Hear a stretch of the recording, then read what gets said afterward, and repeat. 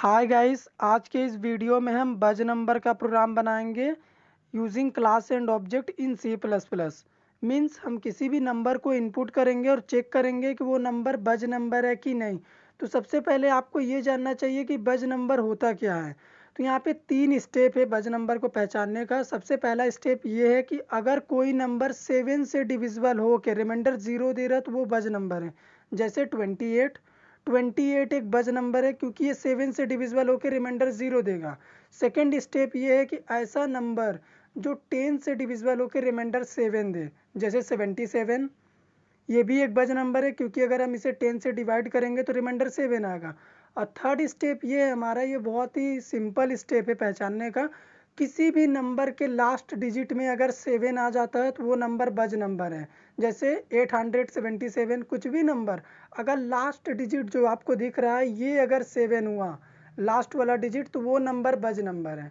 तो आज के इस प्रोग्राम में हम यही कंडीशन यूज़ करके चेक करेंगे। तो चलिए प्रोग्राम को स्टार्ट करता हूं। तो सबसे पहले मैंने आईओ स्ट्रीम हेडर फाइल को इंक्लूड करा है, उसके बाद कुनायो डॉट एच हेडर फाइल मैंने लिखा है। अब हम क्लास एंड ऑब्जेक्ट का यूज़ करके प्रोग्राम बना रहे हैं तो हमारे सामने ये बेसिक सिंटैक्स होना चाहिए। एक क्लास होना चाहिए जहाँ पे हम लॉजिक इंप्लीमेंट करेंगे। और main function C plus plus के हर एक प्रोग्राम में होता है क्योंकि प्रोग्राम का बिगनिंग और एंडिंग पॉइंट मेन फंक्शन ही होता है। जो क्लास है हमारे पास उसका ऑब्जेक्ट भी हम इसी फंक्शन में बनाएंगे। तो अब प्रोग्राम को स्टार्ट करते हैं। तो सबसे पहले मैंने क्लास लिखा है। क्लास एक कीवर्ड है सी प्लस प्लस में जिसे हम क्लास को डिक्लेयर करने के लिए लिखते हैं। उसके बाद यहाँ पे क्लास का एक नेम ले लीजिए आप, तो मैं ले लेता हूँ ए। यहाँ पे आप कुछ भी नेम ले सकते हैं। अब हम क्लास के प्राइवेट सेक्शन में जाएंगे। यहाँ पे मैं एक डेटा मेंबर बना रहा हूँ इंटीजर टाइप का एन। एन नाम के डेटा मेंबर में हम नंबर को इनपुट कराएंगे, इसीलिए मैंने इसे लिखा है। ये प्राइवेट है बाय डिफ़ॉल्ट तो इसे प्राइवेट ही रहने दीजिए। अब हम पब्लिक एक्सेस मॉडिफायर यहाँ पे यूज़ करेंगे तो मैं लिख रहा हूँ पब्लिक।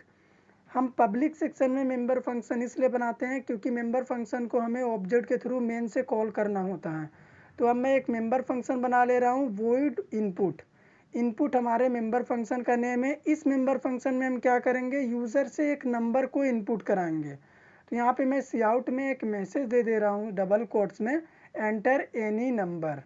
तो यहाँ पे आप जो भी टाइप करेंगे वो आपको रन टाइम में आउटपुट स्क्रीन में शो करेगा।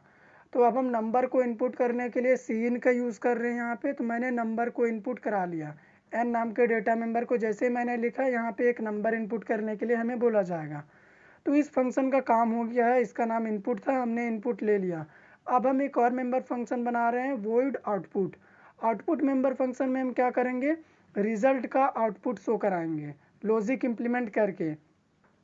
तो इसमें क्या है कि हम एक कंडीशन पुट कर रहे हैं इफ़ स्टेटमेंट का यूज़ करके कि अगर हमारा number n divisible n modulus 7 equals 0, अगर कोई नंबर 7 से डिविजिबल होकर रिमाइंडर 0 दे रहा तो वो बज नंबर है।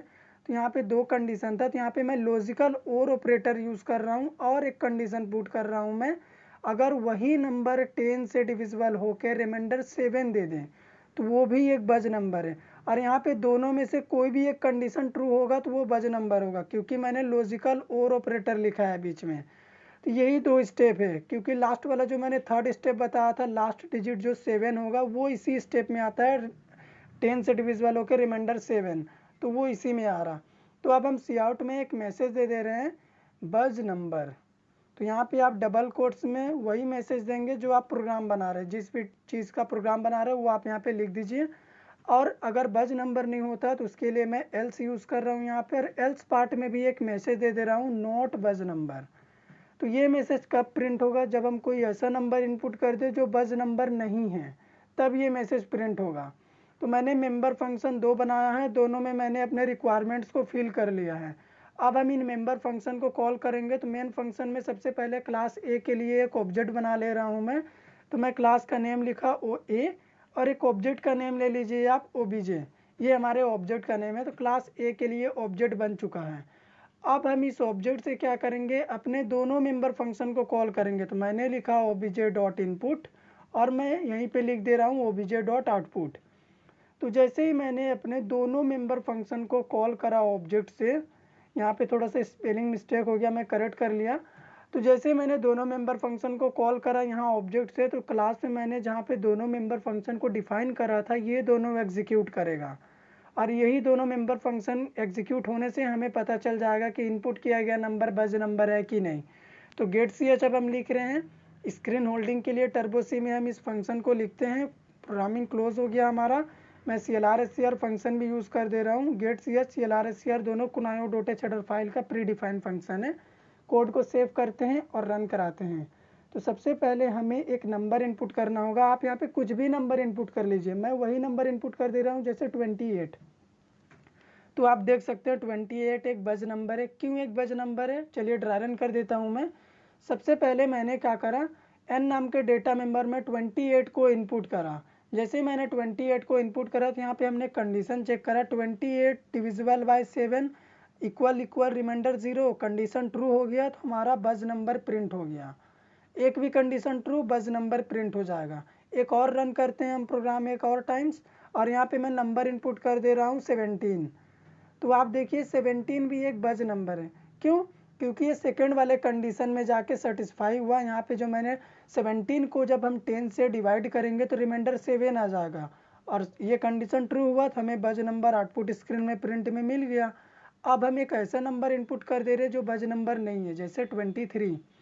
23 एक बज नंबर नहीं है, तो यहाँ पे आप देख सकते हैं नोट बज नंबर। क्यों एक बज नंबर नहीं है, क्योंकि अगर हम 23 को 7 से डिवाइड करेंगे